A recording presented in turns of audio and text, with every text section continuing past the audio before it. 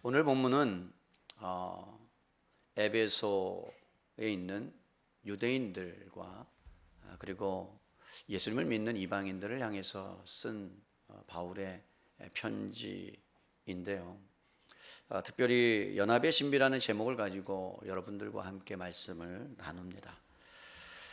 이 본문을 조금 더 쉽게 이해하기 위해서는 쉬운 성경을 한번 제가 읽어 드릴게요.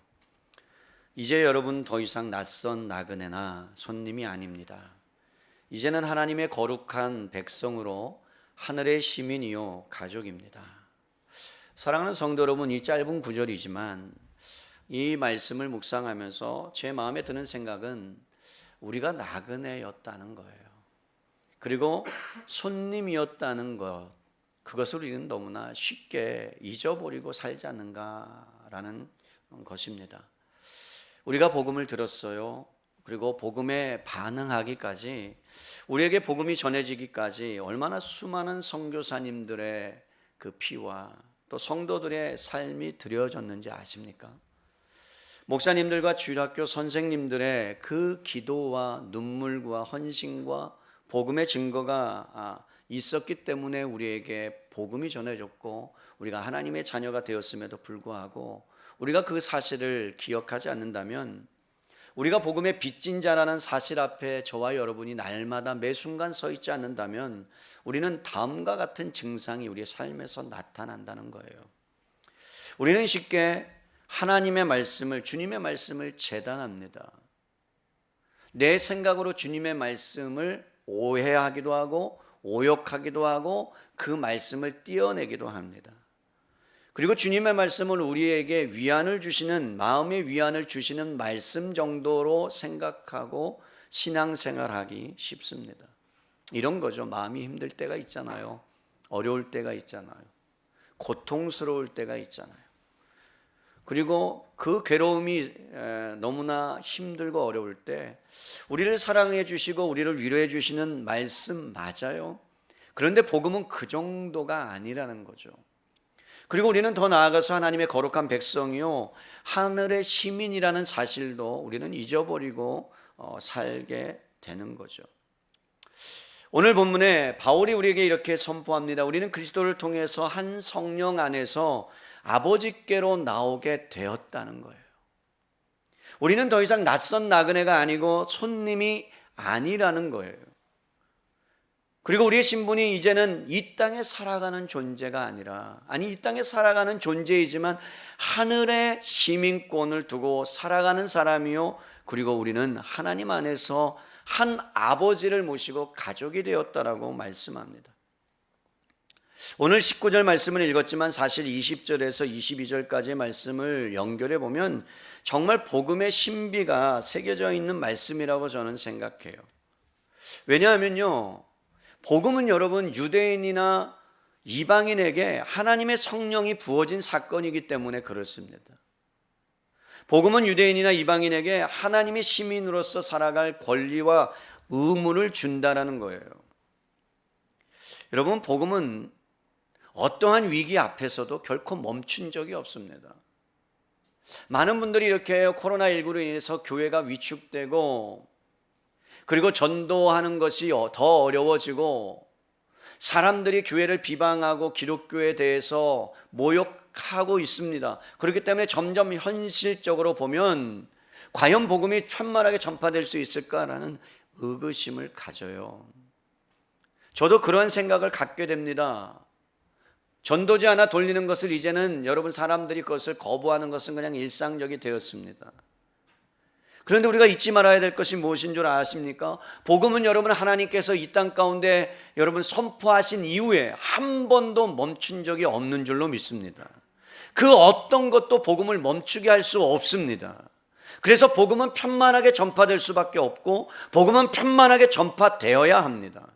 그것이 지금 우리에게 주시는 여러분 코로나19 시대를 맞이하는 하나님의 메시지라고 저는 생각합니다. 그런데 누구를 통해서 전하신다고요? 그 복음이 전파된다고요? 교회를 통해서.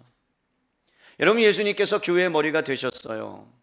교회를 통해서 하나님의 거룩한 성전이 이 땅 가운데 확장되고 완성되는 모습을 보여주기 위해서 교회를 세우신 거예요. 그러니까 우리가 해야 될 일이 있다면 단지 마음의 구주이신 예수님을 모신 정도가 아니라 예수님이 온 땅을 하나님께로 회복시킬 것을 우리가 믿기에 그 사명을 교회에 주셨기 때문에 여러분, 우리는 그 사명을 감당해야 되는 의무가 있고 권리가 있는 거죠. 놀라운 메시지가 이 안에 있다는 겁니다. 그러므로 여러분, 오늘 말씀 안에는 우리가 나그네나 손님이 아니라 유대인이나 이방인이나 아니, 하나님께서 선택한 모든 사람들이 하나님의 가족이 되었고 하나님이 시민이 되었다는 사실, 그 놀라운 사실에 대해서 우리는 살펴보고 깨달아야 된다는 겁니다. 다시 한번 제가 말씀을 읽어드려요. 여러분 잘 들어보세요. 이제 여러분은 더 이상 낯선 나그네나 손님이 아닙니다. 이제는 하나님의 거룩한 백성으로 하나님의 시민이요 가족입니다. 17절 말씀을 제가 쉬운 성경으로 한번 읽어드릴게요. 그리스도는 하나님을 모르는 이방인들에게 찾아오셨고 하나님을 믿는 유대인들에게도 찾아오셔서 평화에 대해서 가르치셨습니다. 여러분, 바울이 이 본문 안에서 염두한 두 그룹이 있어요. 바로 유대인과 이방인들이죠. 여러분, 유대인이나 이방인에게 왜 모든 사람에게 다 예수님이 필요했을까요? 이방인은 하나님을 모르는 사람들이잖아요. 당연한 것 아닙니까? 그런데 유대인들에게 왜 예수님의 복음이 새롭게 들려져야만 합니까? 여러분, 왜 우리가 이 시대를 살아가면서 교회 안에 여러분들이 오늘도 예배를 드리기 위해서 왔는데 왜 교회를 통해서 강단에서 복음이 계속해서 선포되어야만 합니까? 복음은 여러분들에게 어떠한 것들을 여러분들의 문제를 해결해 주고 여러분들의 아픔을 보듬어 주고 여러분들의 어려움을 극복해 주게 하는 것이 복음이 아닙니다. 물론 그 안에 하나님이 주시는 놀라운 은혜가 있어서 때로는 치유도 받고 회복도 일어나지만 복음은 그런 것이 아니라는 거예요. 사랑하는 성도 여러분, 복음이 우리에게 왔다고 성경은 말씀해요. 그리스도를 통해서 한 성령 안에서 유대인과 이방인이 모두 하나님의 백성과 시민이 되는 것. 그러니까 예수님을 떠나서 하나님을 떠나 자기의 힘이나 능력으로 그리고 여러분 쾌락을 따라 사는 사람들에게도 복음은 여전히 필요합니다. 여러분, 기독교를 욕하고 모욕하는 사람에게도 복음이 필요한 줄로 믿습니다. 그건 당연한 거예요. 예수님의 복음은 여러분 하나님 안에 있다고 하지만 하나님을 안다고 하지만 잘 생각해 보세요. 그 마음의 중심은 실질적으로 자기를 섬기고 있고 세상을 섬기고 있고 그래서 실제적인 삶과 태도는 하나님을 부인하는 사람들도 여러분 이 복음이 필요합니다. 교회 안에 너무나 많다는 거예요. 교회 안에 하나님을 사랑한다고 고백합니다. 하나님을 따른다고 입술로 말합니다. 그런데 문제가 뭔지 아세요? 하나님을 안다고 말해요. 그런데 그 중심은 실질적으로 자기를 너무 사랑해요. 세상을 너무나 사랑해요. 그런데 자기는 하나님을 사랑한다고 착각하면서 살아가요. 실제적인 삶의 태도나 그러면 삶을 보면 전혀 그렇지 않는 여러분 하나님을 부인하는 행태들, 모습들, 그것들이 그 안에 고스란히 담겨져 있는데 자신만 모르고 살아가요. 그리고 하나님을 사랑한대요. 여러분, 하나님을 부인하고 떠난 사람과 하나님 안에 있다고 자부하지만 실질적인 불신자들이 교회 안에 있다는 사실을 아십니까? 하나님을 안다고 하면서 실질적인 불신자들이 여러분 있고요. 그리고 진짜 하나님을 모르는 부인하고 떠난 사람들 둘 중에 예수님이 누구를 더 불쌍히 여기실까요? 저는 이 말씀을 묵상하면서 예수님의 비유가 떠올랐어요. 여러분들이 잘 아는 돌아온 탕자 돌탕 이야기죠. 여러분이 아시는 바와 같이 예수님이 이 비유를 통해서 사실 여러분 우리는 둘째 아들에게 초점을 맞추잖아요. 아버지의 재산을 다 받아서 유산을 달라고 하는 것은 여러분 아버지를 인정하지 않겠습니다라는 뜻이에요. 나는 아버지의 존재를 인정하지 않겠습니다. 부인하는 거예요. 그래서 그때 중동 중동 고대 중동 때에 그 도시에 그 나라에는요, 아버지에게 유산을 달라는 것은 불효막직한 일이에요. 당신 나가 죽으세요 이런 뜻이에요. 유산을 달라고 하는 건 살아생전에. 그런데 이 아들이, 둘째 아들이 아버지께 유산을 달라고 해서 허랑방탕하며 다 써버립니다. 여러분, 탕자죠. 근데 우리가 착각하고 있는 것은 뭐냐면 아버지와 함께 살고 있어요. 아버지가 갖고 있는 모든 것을 누리고 있어요. 아버지의 것이 곧 자기의 것이 될 수 있는 그 첫째 형, 여러분, 그 첫째 형도 탕자인 것을 아십니까? 우리는 둘째 아들만 탕자라고 생각합니다. 그러나 예수님은 이 비유를 통해서 말씀합니다. 집안에 있는 탕자도 있다. 하나님께서 주신 그 아버지의 복을 누리지 못하는, 불평하고 불만하는 그러한 가득한 탕자가 교회 안에 있다는 것을 여러분 보여주는 말씀이기도 하죠. 사실은 이 비유는요, 탕자에게 초점이 맞춰져 있는 비유는 아닙니다. 우리는 둘째 탕자와 첫째 탕자를 통해서 누구에게 복음이 더 필요한가, 누가 조금 더 괜찮은 사람인가 라는 거에 초점을 맞출 수 있지만 그렇지 않아요. 여러분, 유대인들은 아마 자신들이 이방인보다 낫다고 생각하며 살아가고 있었어요. 그렇죠? 그들은 적어도요, 시내 산에서 율법을 받은 사람들이에요. 홍해를 가르치는 그 하나님을 경험한 사람들입니다. 그리고 성전을 지어서 그 성전 안에 들어가서 거룩한 그 하나님을 예배하고 하나님의 임재를 맛본 사람들이에요. 포로된 자유를 자유케 하시고 수많은 선지자들을 통해서 말씀하신 하나님의 그 거룩한 역사를 경험한 사람이 유대인입니다. 여러분, 하나님께서 그들을 이방과 열방 중에서 하나님이 택하셨잖아요. 그리고 심지어 이런 말씀을 하세요. 내가 너희들 위해서 싸우겠다. 내가 거룩한 이스라엘 민족을 위해서 내가 싸우겠다. 내가 네 편 되겠다라고 하나님이 말씀합니다. 그리고 뭐라고 말씀하세요? 메시아를 너희에게, 구원자를 보내주시겠다 약속하셨어요. 얼마나 놀랍습니까? 여러분, 그 정도 여러분 했다 그러면 자부심을 갖고 살만하잖아요. 그런데 놀라운 게 무엇입니까? 그들이 예수님을 죽인 당사자였다는 거예요. 여러분, 하늘의 놀라운 은혜 가운데 하나님의 택하심을 받았다고 자부심을 가졌던 사람들이, 메시아를 주겠다고 약속한 그 하나님을 바라보면서 그 약속을 붙잡고 살았던 사람들이 결국에는 누구를 죽인 거예요? 메시아 예수 그리스도를 죽여버린 거예요. 여러분, 왜 예수님을 죽였습니까? 예수님이 하나님의 아들이라는 사실을 도저히 받아들일 수 없었던 거예요. 메시아는 그런 비천한 나사렛에서 올 리가 없는 거죠. 여러분, 메시아는 목사의 아들일 리가 없는 거예요. 그들의 생각에는요. 더 나아가서 지금 로마의 속국으로 겨우 여러분 버티면서 신앙을 유지하고 있는데 갑자기 메시아가 나타나시면 어떤 일이 일어나요? 자기들이 누렸던 정치적인 특권이나 여러분 경제적인 종교적인 특권이 한순간에 물거품이 되어버리니까 여러분 인정하기 싫었던 거예요.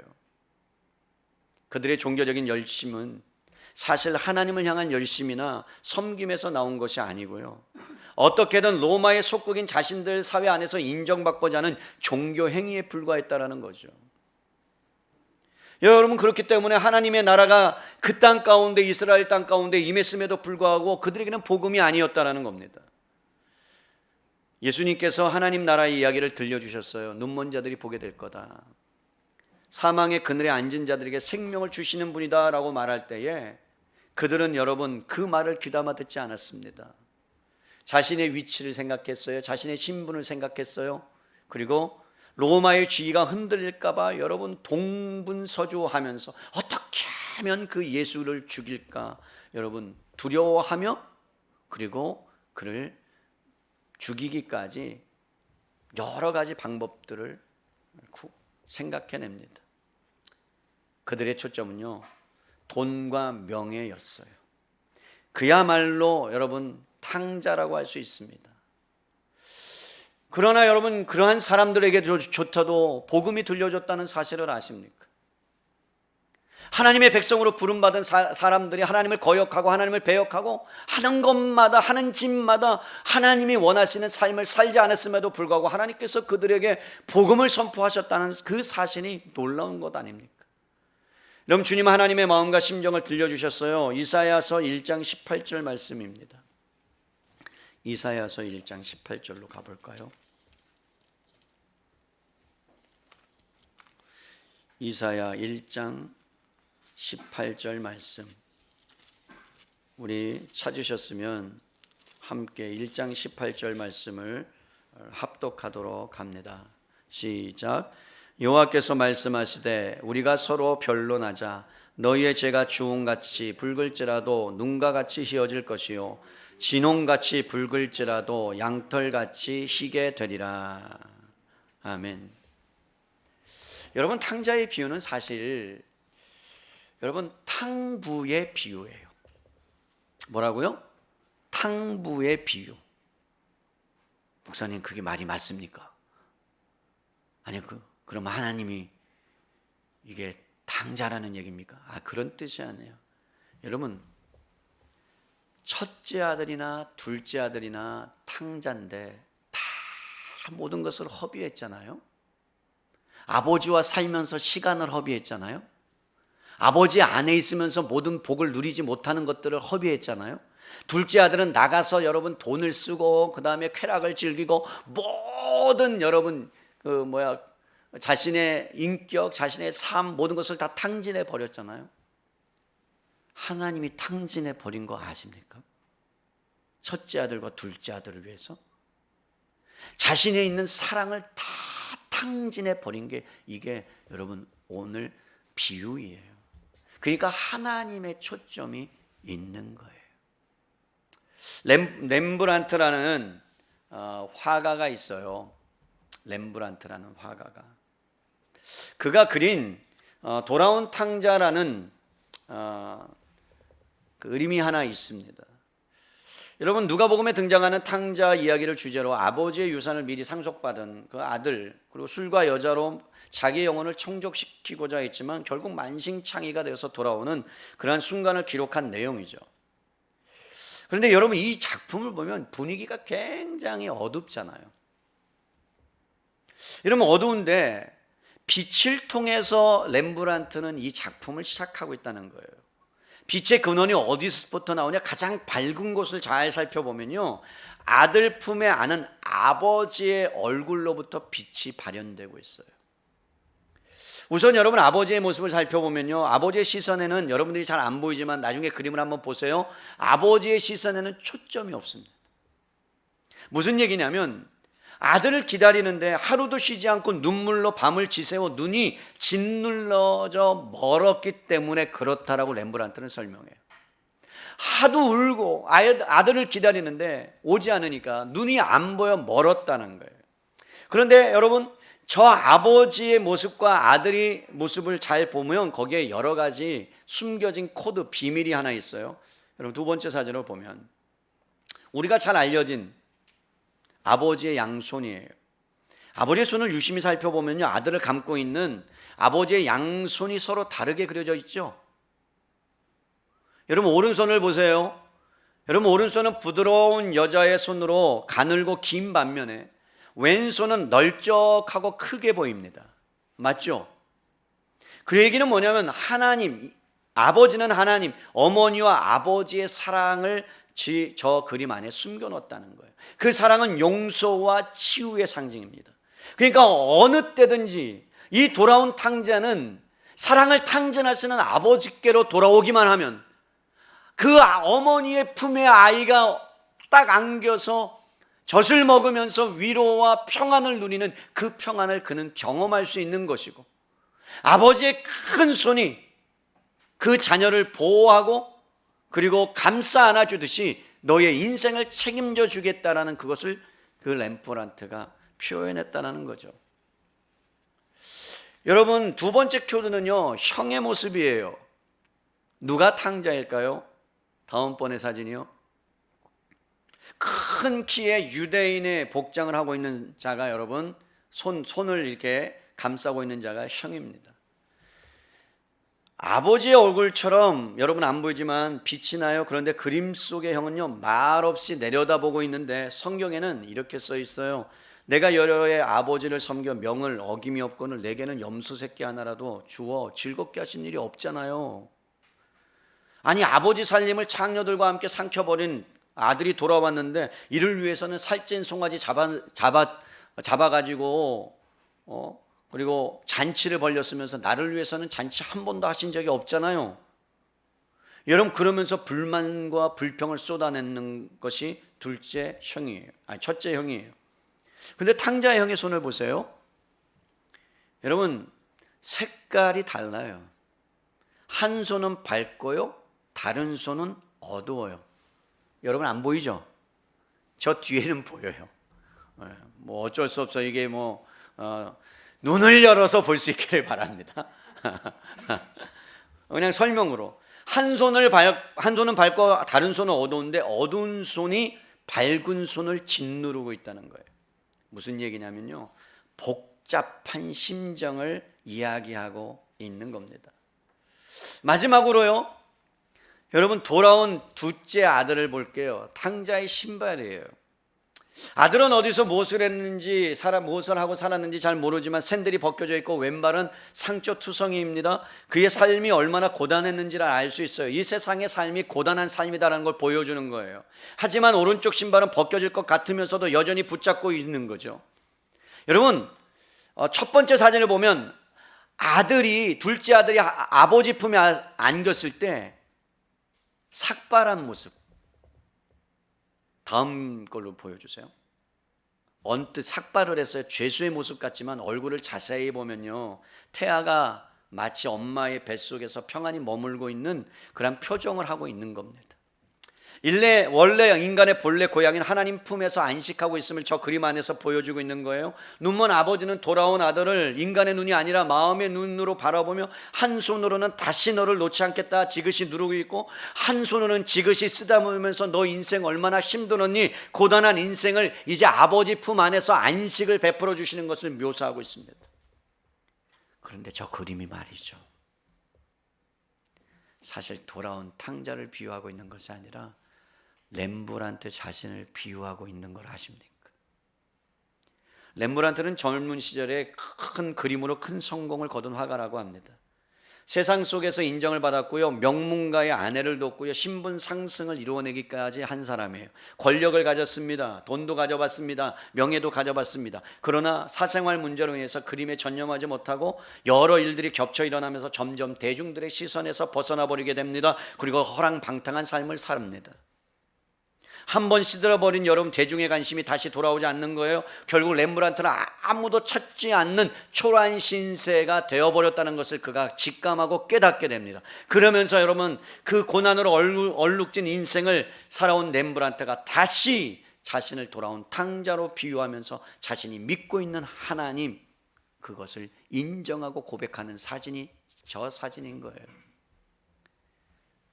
이렇게 기록되어 있어요. 렘브란트는 마지막으로 이 그림을 들고 예수 그리스도의 품으로 돌아갔더라고요.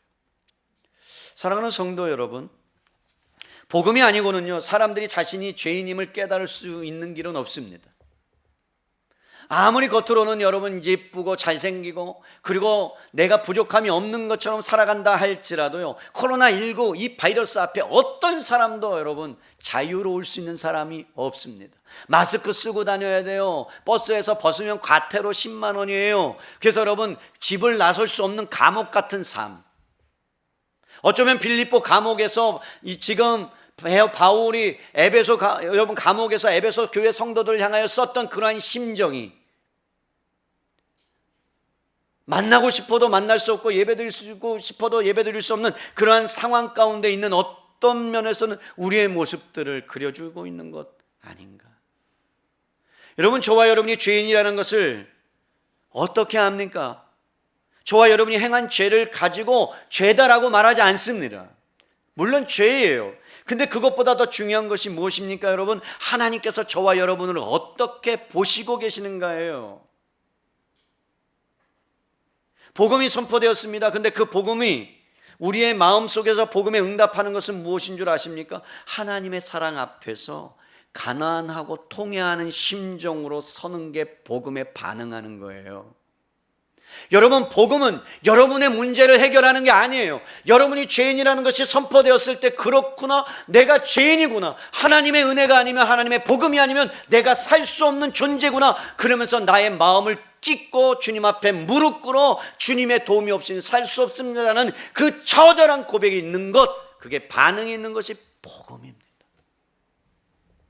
유대인이나 이방인들이 하나님의 자녀가 된 것은요, 예수의 복음 때문에 그 안에서 철철 흐르는 하나님의 사랑 때문에 그 십자가 앞에 엎드려서 거짓된 허물과 거짓된 내 모습을 보는 거예요. 내 자아를 보는 거예요. 탐심을 속속들이 보는 거예요. 여러분, 그렇잖아요. 우리가 예수님을 믿는다고, 하나님을 사랑한다고 하면서도 여러분, 어떤 결정적인 일 앞에서는요, 하나님을 사랑하는 것이 뒤로 물러날 때가 얼마나 많이 있습니까? 정말로 하나님을 사랑한다고 하면서도 여러분, 위기 앞에, 어려움 앞에 정말로 하나님을 사랑한다는 고백보다 자식을 더 사랑하고요, 부모님을 더 사랑하고요, 내일이 먼저 우선이 되지 않습니까? 여러분만 그런 게 아니에요. 저도 그렇단 말입니다. 유대인들은 자신들이 옳고 자신들은 선하며 자신들이 갖고 있는 외적인 모습과 종교적인 형태를 가지고 이방인들을 갈라놓았습니다. 그런데 하나님 편에서 보면 이방인이나 유대인이라 똑같은 죄인이라는 거예요. 다 죄인이라는 거예요. 로마서 3장 23절에 모든 사람이 죄를 범하였으며 하나님의 영광에 이르지 못한다. 하나님의 영광에 이르지 못하니까 우리가, 여러분, 뭐가 필요한 겁니까? 복음이 필요한 겁니다. 복음은 이것을 깨닫게 해주는 거예요. 하나님의 빛 아래에 사람들을 오게 만듭니다. 빛이 비춰지면요, 어둠이 사라지는 것처럼 빛이 왔어요. 예수님이 왔어요. 생명이 왔어요. 그 빛 앞에 우리의 실상을 보는 거예요. 우리가 까발려지는 거예요. 코로나19가 옵니까? 우리의 실상이 드러나는 거예요. 교회가 정말 잘못했구나. 우리가 제대로 살지 못했구나. 그저 바이러스 하나 앞에서 이렇게 기독교가 무참하게 무너지는 모습을 우리는 리얼하게 보는 거예요. 뭐가 문제? 우리가 죄인이었다는 사실이고, 죄인이라는 사실을 우리가 잊어버리면서 살고 있다는 것 아닙니까? 언제부터 우리가 의인이에요? 언제부터 우리가 의인이 돼서 그렇게 잘난 척하며 우리가 살아갑니까? 우리는 날마다 주님 앞에 의인인 동시에 죄인으로 서 있어야 되는 거예요. 복음이 약화된 거예요. 하나님의 말씀하는 거예요. 사랑하는 성도 여러분, 우리의 실상을 보셔야 합니다. 저와 여러분의 실상을 보셔야 합니다. 유대인이든 이방인이든 미개인이든 자유자나 종이나 부자나 가난한 자나 학식이 있는 자나 배우지 못하는 자나 아무런 상관이 없어요. 무슨 차를 타는지가 중요하지 않아요. 몇 평에 살고 있는지, 교회가 몇 평 되는지, 어떤 사역자가 있는지, 주일학교가 있는지 없는지, 언제부터 우리가 그것 때문에 복음을 우리 마음대로 재단하고 그리고 그 교회를 평가해 왔습니까? 학교가 어디 나왔는지 중요하지 않습니다. 어느 직장을 다니는지 중요하지 않습니다. 부모님이 무엇을 하는지가 왜 중요합니까? 중요하지 않습니다. 심지어 교회를 어디 다니는지 중요하지 않습니다. 중요한 것은 우리가 정말 하나님 앞에, 복음 앞에 제대로 서 있는가, 내가 죄인임을 인식하고 살아가는가. 바울이 갈라디아서 3장 26절에서 28절에 하나됨에 대해서 이렇게 말씀합니다. 너희가 다 믿음으로 말미암아 그리스도 안에서 하나님의 아들이 되었으니 누구든지 그리스도와 합하기 위해서 세례를 받은 자는 그리스도로 옷 입었느니라. 여러분, 그리스도의 옷을 입었어요. 잘 들으세요. 옷을 입었어요. 그러면 우리의 모습은요, 그리스도의 옷밖에 보이지 않아야 정상이에요. 그리스도로 옷 입었다면, 여러분이 다 그리스도로 옷 입었다면 그리스도의 옷만 보이는 거예요. 우리는 없어져야 되는 거예요. 왜? 옷이 그리스도의 옷이니까. 그 안에 우리가 담겨져 있는 거니까. 그러면서 이렇게 말씀해요. 너희는 유대인이나 헬라인이나 종이나 자유인이나 남자나 여자나 다 그리스도 예수 안에서 하나다. 여러분, 어떻게 유대인과 이방인이 하나 될 수 있었어요? 여러분, 어떻게 저와 여러분이 피도 한 방울 섞이지 않았는데 여러분은 하나님을 아버지라 부르면서 한 가족이 될 수 있었어요? 그 중심에, 연합의 중심에 예수 그리스도가 있다는 거예요. 여러분, 예수님이 우리의 중심이라는 거예요. 이것만이 하나 되게 만드는 유일한 길임을 믿습니다. 여러분, 교회가 분열되고요, 사회가 분열되고요, 여러분 모든 어떤 전 세계가 분열되는 그 중심에 하나님의 연합이 있고 그리스도의 연합이 있다면 여러분, 하나 되는 진정한 평화가 오게 될 줄로 믿습니다. 세상의 것으로는 되지 않아요. 왠 줄 아세요? 죄성을 가지고 있다니까요. 그리고 어떠한 여러분 문제 앞에 우리가 하나 되겠다라고 말하면서도요, 자기의 손해가 끼쳐지면 그러면 그때 어김없이 뭐가 나타납니까? 양보하지 않습니다. 여러분, 유대인들과 이방인이 하나 될 수 있었던 것은 하나님 앞에 모두 죄인이라는 사실을 깨달았기 때문이고, 또 하나는 우리가 모두 하나님 앞에 무능한 자라는 사실입니다. 유대인들은 특별히 자신들이 이방인들과 비교해서 남다르다고 생각하고 뛰어났다고 생각했어요. 그뿐만 아니라 자신들이 알고 지키고 있는 율법이 자신들을 구원할 거라고 생각했습니다. 하지만 성경이 말씀합니다. 하나님 앞에서 모두가 죄인이기 때문에 우리가 아무리 노력하고 엄청난 의지를 가지고 더 선해지려고 노력하지만 결국 우리의 노력으로는 구원을 얻을 수 없다는 것을 더 처절하게 깨달을 뿐이다. 왜 그럴까요? 그 노력은요, 하나님을 향한 노력이 될 수 없기 때문에 그래요.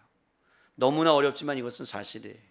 바리새인들은 엄청난 의지를 가지고 선해지려고 노력했어요. 여러분, 우리가 바리새인을 엄청나게 욕하지만 바리새인이 우리보다 훨씬 더 나은 사람이에요. 여러분, 그들은요 주일날 일하지 않도록 지팡이 짚는 법이 없어요.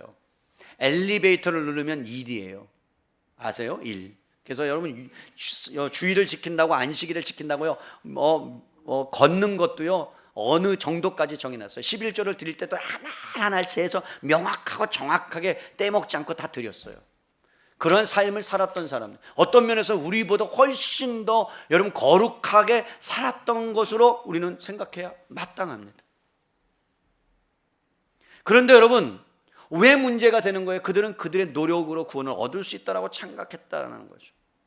우리는 늘 노력이 부족해요. 맞아요. 그런데 여러분, 부족할 수밖에 없어요. 그러나 근본적인 게 뭐냐면 그들이 선해지려고 했던 것은요, 주님을 향한 것이 아니었다는 거예요. 잘 들어보세요. 자기의 만족과 유익을 위한 것, 방향이 잘못됐다는 거예요. 여러분, 주님이 우리의 마음의 주인이 아니시면 우리는 우리 자신을 섬기는 우상 숭배에 빠집니다. 잘 들으세요. 여러분들이 교회에 나와서 여러분 자신의 방향성이 자신을 위하고 자신의 유익을 위해서 신앙생활하고 예배생활하고 찬송하고 예배드린다면 그것은 여러분들은 극악무도한 우상숭배에 빠져 있는 거예요. 예배를 드리는데 우상숭배가 바깥으로 표현되면요, 그게 죄가 됩니다. 그러니까 모든 것이 우상이 될 수 있어요. 자식이 우상이 될 수 있어요. 부모님이 우상이 될 수 있어요. 돈이 우상이 될 수 있어요. 권력이 우상이 될 수 있어요. 그래서 무엇보다 여러분 마음을 지키라고 주님이 말씀하지 않습니까? 그래서 여러분 마음의 주인이 누구인가를 여러분 살펴보세요. 마음의 방향이 주님을 향하여 있는가, 아니면 세상을 향하여 있는가, 세상이 원하는 곳을 향하여 계속해서 달려가고 있는가, 세상과 자신을 향하여 모든 것들을 쏟고 있는가, 복음에 서 있는가 안 서 있는가는요, 그걸로 향해서 판단이 되는 거예요. 여러분들이 무엇을 했다가 중요한 게 아니에요. 여러분들이 교회 나왔다가 중요한 게 아니에요. 나와야 돼요. 그러나 그 방향이 하나님을 향해서 있는가, 아니면 내 자신의 유익을 위해서 있는가, 그것이 복음 안에 서 있는가, 그렇지 않는가가 결정되는 것입니다. 그래서 예수님 말씀합니다. 율법을 폐하러 오지 않았고 완성하러 왔다. 그래서 요구한 게 뭐예요? 하나님을 사랑하는 마음의 중심을 부른 거예요. 한 율법사가 예수님께 찾아왔어요. 가장 큰 율법이 뭐냐고 물어봐요. 그래서 예수님 말씀하세요. 율법은 이런 것이다. 초점이 이런 것이다. 율법을 향한 열심의 중심을 하나님께서 주지 않았어요. 예수님이 말씀하세요. 하나님을 사랑하라. 그리고 내 이웃을 내 몸과 같이 사랑하라. 이것이 가장 크고 큰 율법이요 계명이다. 여러분, 이러한 조건에서 유대인이나 이방인이나 그 누구도 자신의 힘과 능력으로 주님을 섬길 수 없고 주님을 사랑할 수 없는 무능력한 상태에 있음을 깨닫게 해주신 거예요. 하나님을 사랑하는 것도 너희 힘으로 되지 않는다. 이웃을 사랑하는 것 너희 힘으로 되지 않는다. 이것은 그리스도와 연합한 자만이 할 수 있는 것이다. 여러분, 바리새인들과 유대인들은 참으로 비참한 것이 무엇이냐면 그들은 주님을 섬길수록 주님과 멀어진다는 거예요. 여러분, 충격적이지 않아요? 여러분, 충격적이죠? 주님을 섬길수록 주님과 멀어져요. 율법을 지키면 지킬수록 주님과 멀어져요. 나의 논리를 정당하기 위해서 주님의 말씀을 인용하고 내가 거룩하게 보이기 위해서 주님을 사용하고 사실은 사회적인 인정을 얻으려고 주님을 믿고 경건을 맞추는 모습을 갖추는 순간에 주님을 섬길수록 저와 여러분이 사실은 주님과 멀어진다는 겁니다. 그래서 여러분, 그들도 역시 탕자고 복음이 필요한 사람들이에요. 그들도 외인인 거예요. 외인은 그리스도의 밖에 있는 사람이에요. 여러분 잘 들으세요. 중요해요. 다른 거 다 잊어버려도 이 말씀, 그리스도 밖에 있다는 것은 여러분 착각하지 마세요. 그리스도의 밖에 있다는 것은 불신자만을 말하지 않습니다.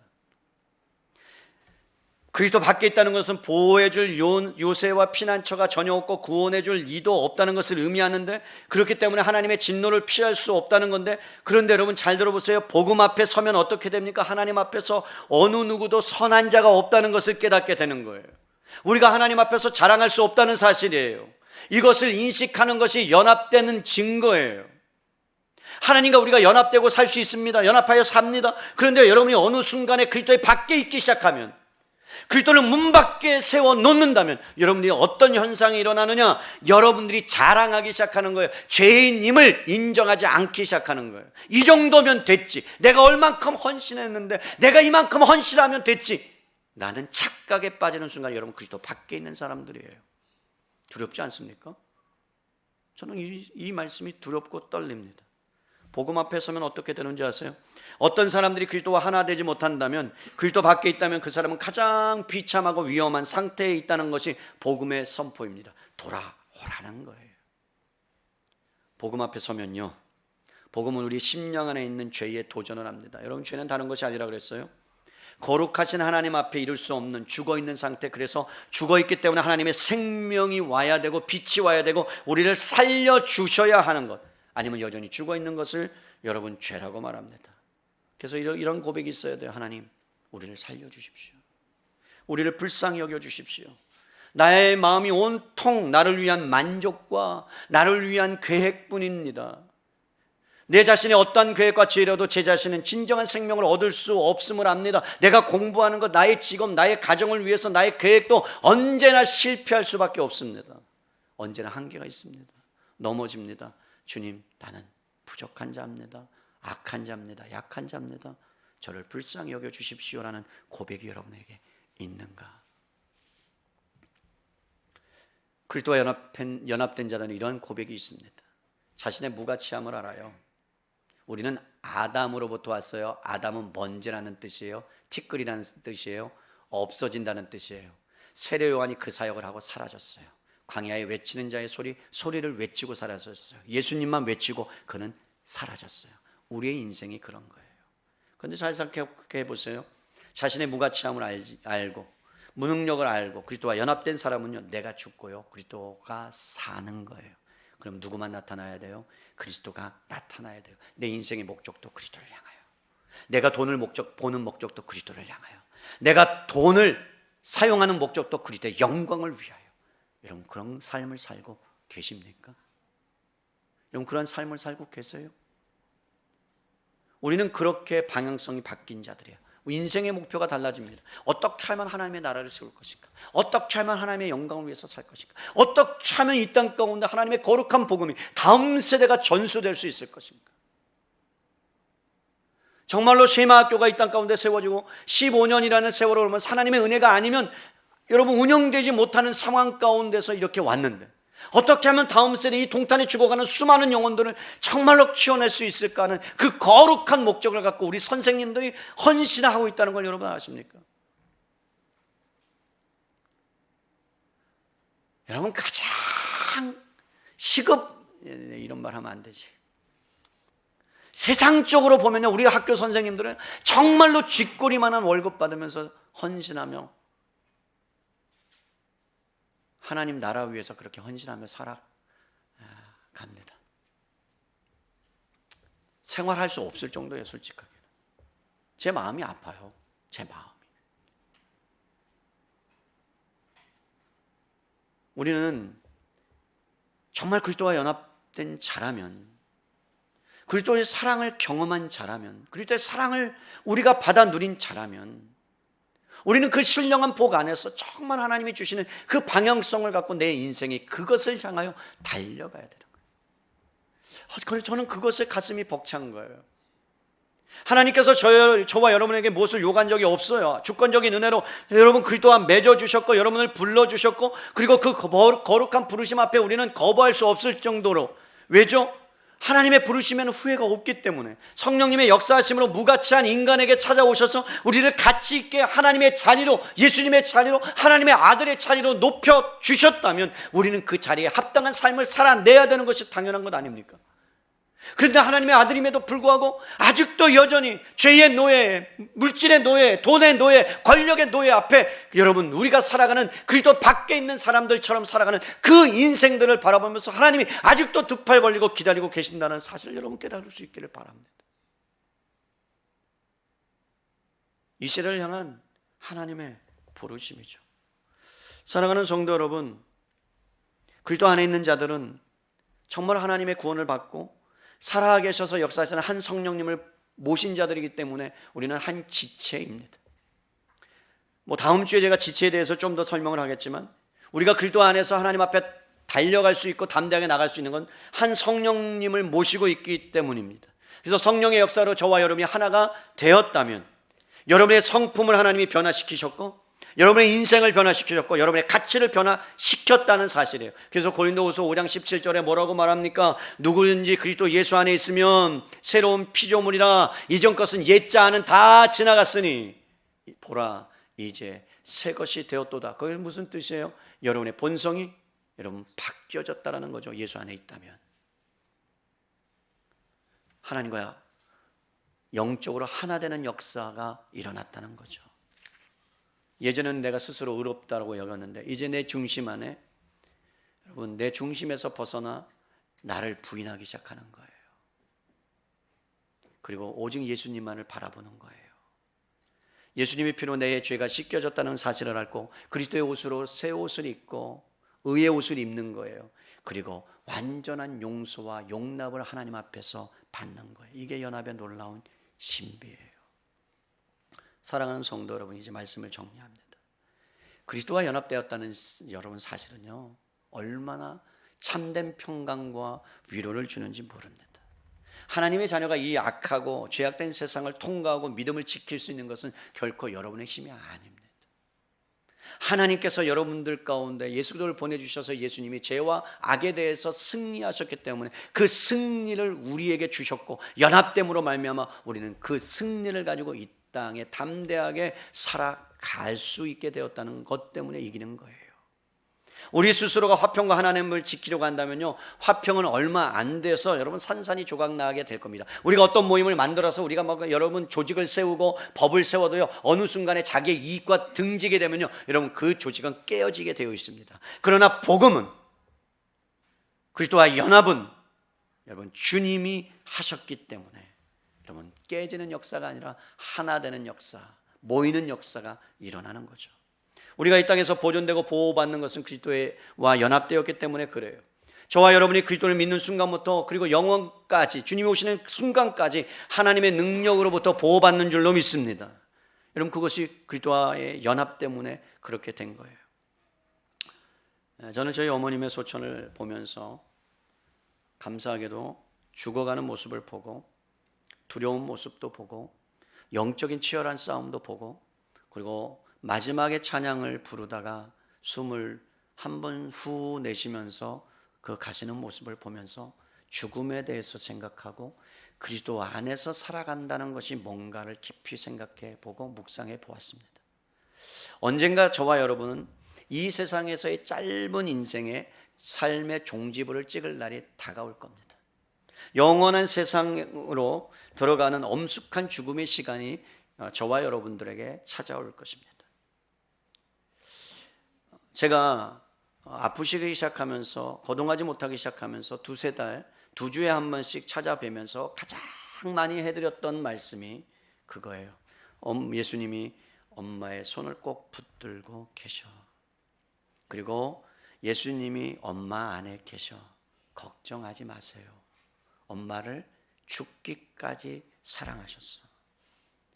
여러분 그리스도와의 연합 때문에 죽음이 엄습할지라도 죽음 앞에서 모든 사람들은 두려워하는 것이 정상입니다. 저도 죽음이 여러분 내 안에 있다면, 오게 된다면 저도 두려워할 것입니다.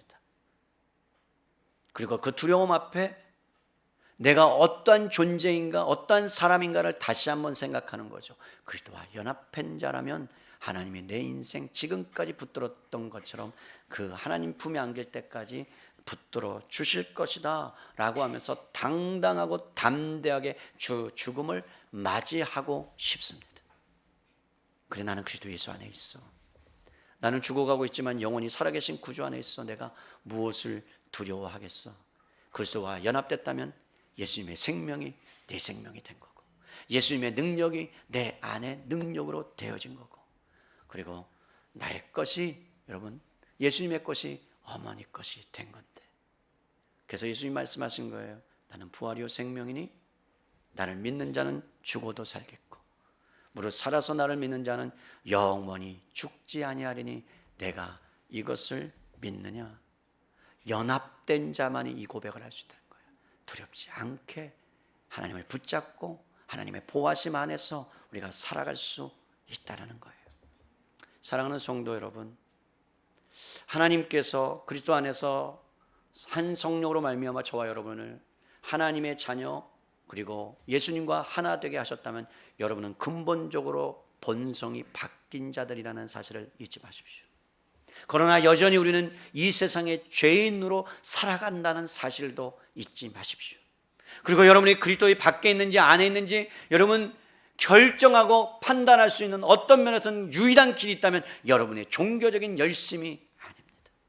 여러분의 중심이 하나님을 향하여 있는가요? 나의 모든 목표점이 하나님을 향하여 있는가요? 입술로 내가 주님을 만났을 때 그 뜨거운 고백, 내가 모든 것을 주님께 다 드려도 내 생명 아깝지 않습니다라는 그 진실한 고백이 어느 순간 다 사라져 버리고, 하나님을 향해서는 그저 그냥 교회에 나와서 예배드리는 인생 정도로 산다면 여러분은 어떤 면에서는 그리스도의 밖에 있는 사람일 수 있다는 사실을 여러분이 잊지 마셔야 합니다. 저는 여러분들이 그리스도 안에 정말 하나님의 신령한 복을 누리며 하나님의 영광을 위해서 살아가는 복된 인생이 될 수 있기를 주님의 이름으로 부탁을 드립니다.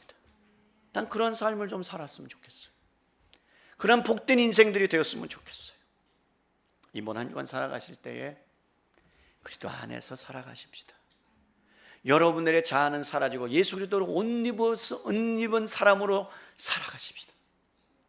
형제가 힘들고 아프고 고통스럽다면 그들을 향하여 여러분들의 지갑도 열고 나누며 살아가는 복된 인생들, 그래서 그리스도만을 바라보며 살아가는 복된 인생들 됐으면 좋겠습니다. 제가 동기회 회장을 맡고 있어요. 24회 합신에 뭘 그렇게 많이 맡겼는지 교회들의 소식들을 제가 다 접합니다. 어려운 소식들을 접합니다. 그리고 저희들이 한 50명 정도 모여 있는데 그 중에 적어도 30% 이상은 사역을 못하고 일을 하십니다. 말씀을 전하고 싶은데, 복음을 전하고 싶은데 교회가 없고, 그리고 교회를 이제 문을 닫아야 되는 그러한 위기 상황에 접해져 있습니다. 그게 현실이요, 그것이 한국교회의 현실입니다. 어떻게 해야 될까요? 그저 기도하는 것만이 다일까요? 저는 그렇게 생각하지 않습니다.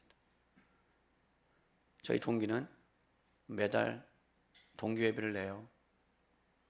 제가 돈을 주물러요. 제 통장으로 들어오니까. 십시일반 조금씩 냅니다. 맨 처음에는 7만 원, 8만 원 거쳤어요.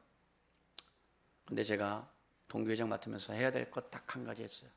어려운 일이 있고 힘든 일이 있으면 무조건 찾아가서 위로한다.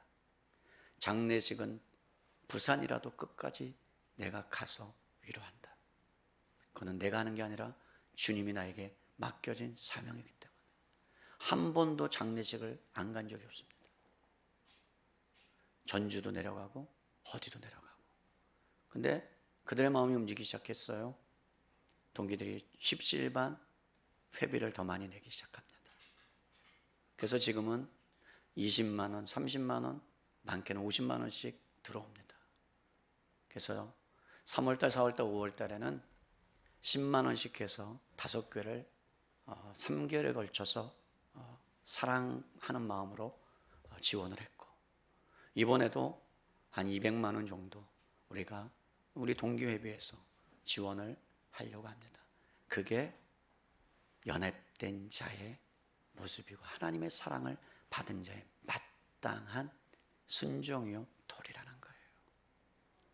여러분, 입술로만 하나님 사랑한다 하지 마십시오. 하나님이 토하십니다. 하나님이 여러분의 마음에서 진정한 마음을 받기를 원하십니다. 저는 그러한 일들이 우리 은혜사랑의 교회 안에서 작지만 부족하지만 일어나고 그리고 실행될 수 있기를 진심으로 바랍니다. 그것이 하나님께서 원하시는 거예요.